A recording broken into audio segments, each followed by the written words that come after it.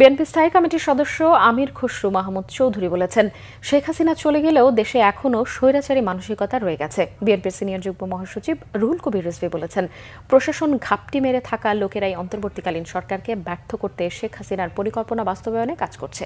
Ahmed সরওয়ারের report. জাতীয় press ক্লাবে বৃহস্পতিবার বাংলাদেশ জন অধিকার পার্টির আলোচনায় অংশ নেন বিএনপি স্থায়ী কমিটির সদস্য আমির খসরু মাহমুদ চৌধুরী। বলেন, নতুন বাংলাদেশের জন্য রাজনৈতিক সংস্কৃতি বদলাতে হবে, সহনশীল হতে হবে এবং মন মানসিকতার পরিবর্তন আনতে হবে। সংস্কারের বিষয়ে বিএনপির এই নেতা বলেন, সব প্রস্তাবে সবার ঐকমত্য হতে হবে এমন কোনো কথা নেই।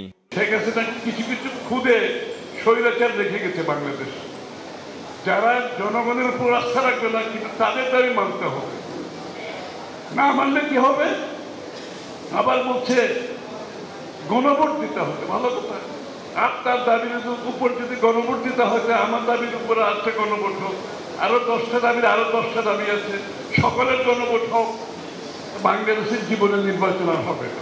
জাতীয় প্রেস ক্লাবের নার্সেস অ্যাসোসিয়েশন অব বাংলাদেশ ন্যাবের 22তম প্রতিষ্ঠাবার্ষিকী অনুষ্ঠানে বিএনপির ভাইস চেয়ারম্যান শামসুজ্জামান দুধু বলেন, বিএনপির বিরুদ্ধে গভীর ষড়যন্ত্র চলছে। নির্বাচনকে বাধাগ্রস্ত করতেই জাতীয় পার্টি ও গণ অধিকারের মধ্যে সংঘর্ষ বলেও মন্তব্য তার।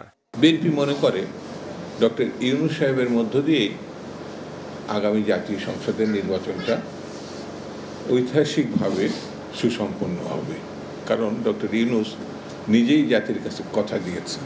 যদি সামনের দিনগুলোতে আমরা ঐক্যবদ্ধ না থাকি, একটি এক্সক্লুসিভ নির্বাচন করতে না পারি, তাহলে বাংলাদেশের স্বাধীনতা সার্বভৌমত্ব রক্ষা করা কঠিন হবে।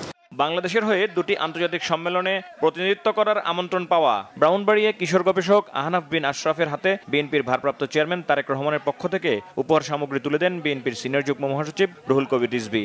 এ সময় রিজভী বলেন, শেখ হাসিনার নিষ্ঠুরতা, নির্যাতন এবং ক্ষমতায় টিকে থাকার জন্য যে রক্তস্রোত বইয়েছেন, সেক্ষেত্রে যেসব নেতা ও প্রশাসনিক ব্যক্তি দায়ী, তাদেরকে দেশ ছেড়ে চলে যাবার জন্য গ্রিন সিগন্যাল দেওয়া হয়েছে প্রশাসন থেকেই।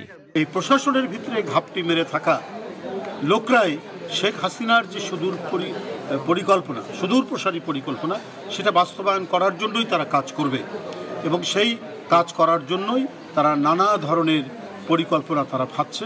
এখন নতুন করে যতই ষড়যন্ত্র চক্রান্ত বা একটা মাস্টার প্ল্যানের পরিকল্পনা করা হোক না কেন, এরা পরাজিত হবে এবং এদেশে গণতন্ত্র ফিরবে, অবাধ সুষ্ঠু নির্বাচন হবে।